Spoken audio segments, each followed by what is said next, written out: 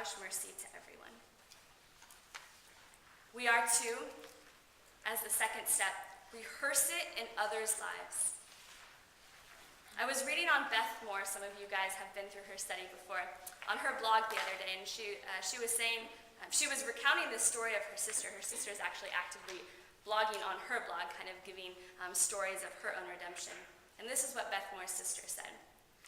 I believe that in order to live what I have been delivered to, I must remember what I have been delivered from. We have been given so much mercy. We need to give it away as well. Webster defines mercy as the following. 1, compassion or forbearance shown especially to an offender. 2, compassionate treatment of those in distress. 3, imprisonment rather than death imposed as penalty for first-degree murder. That was very interesting.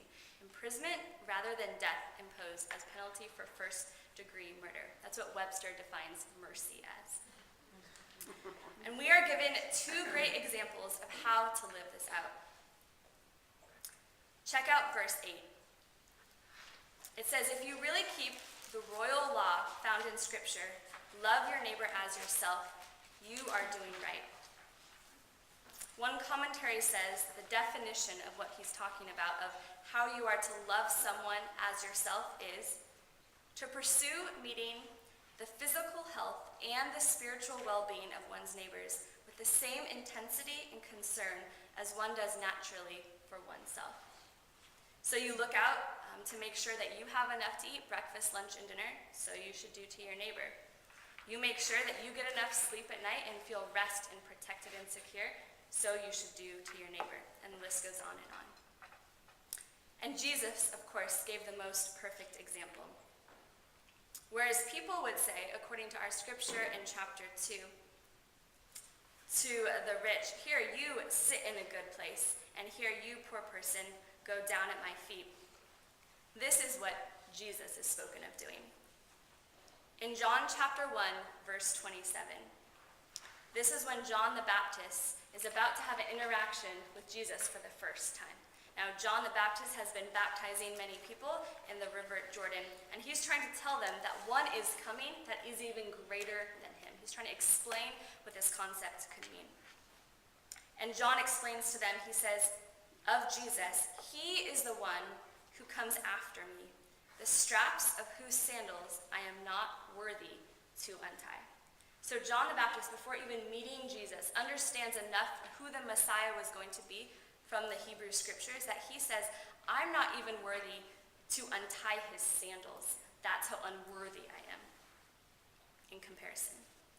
And then we skip ahead a number of chapters, John 13, verses 6 through 8.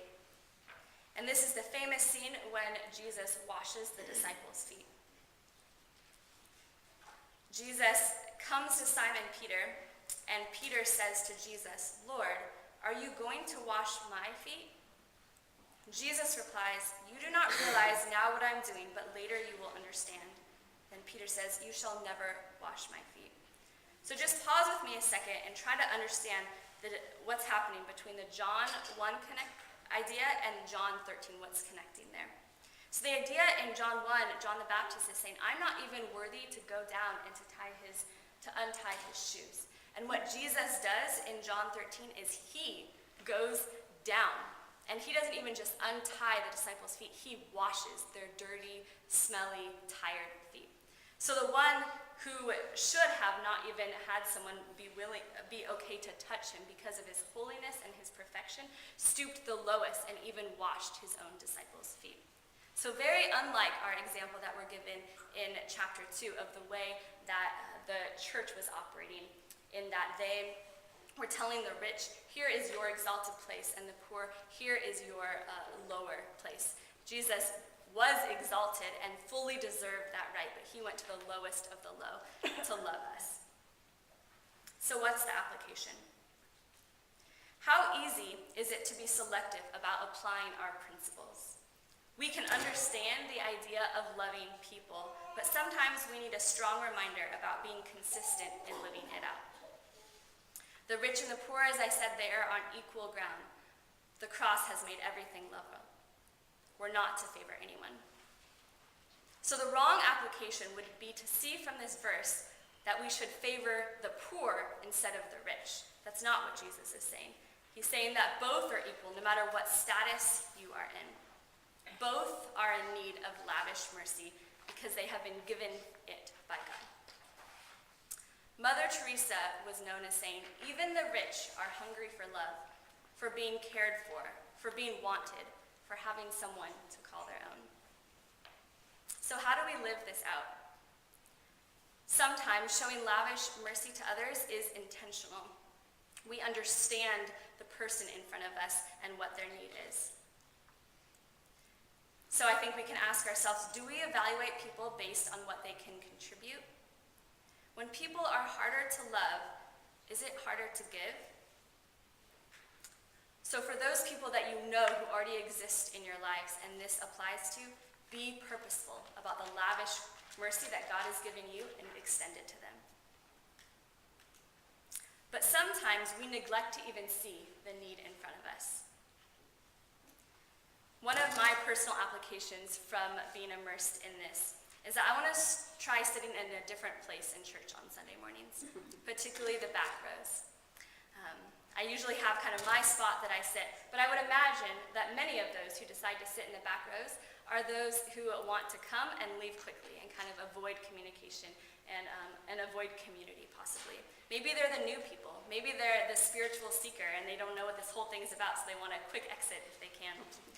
Whatever their situation might be, it's still the same goal, is being purposeful. We need to try to see those people that we do not usually see.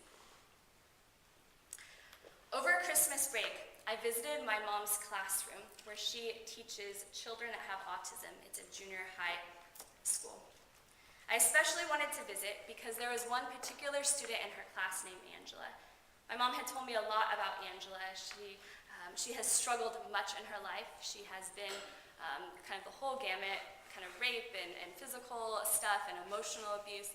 Her parents both neglected her and left her. Now she's living with her 80-year-old grandma, which is a difficult situation. Although the grandma loves her, she is older and is having a hard time taking care of her needs.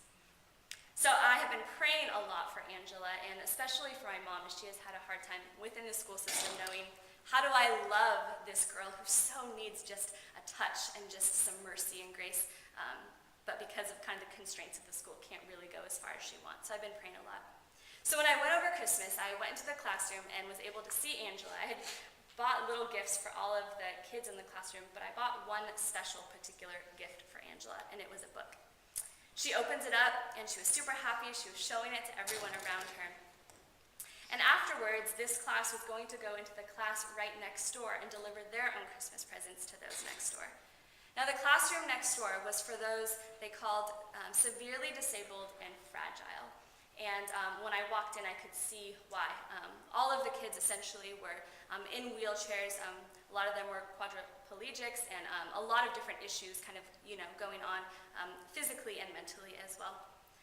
But Angela, this girl, had bought a gift, a really simple one. It was just one from, when they have the craft fairs or those Christmas fairs at the school, and the kids can buy like an eraser for 50 cents and like give it to your mom or whatever. It was this kind of thing that she went to. And so she had bought this picture frame, and she wanted to give it to a friend in particular that she had met in this class, and this girl's name was Crystal. Now, Crystal's in a wheelchair. She can barely move at all. Her legs are permanently unable to be used, and she can somewhat kind of use her arms, just kind of a quick motion kind of back and forth. She can't talk. It looked as if she had some kind of a feeding tube kind of apparatus going into her. And so we kind of all were watching to see how this interaction would go as Angela was giving this present to Crystal. And when she gave it to her, all that Crystal could do was smile. And a huge grin swept across her face. And tears were streaming down my face too as I watched the most beautiful example of God's lavish mercy being given to another. You see, Angela, as I described her at first, was so hurt and broken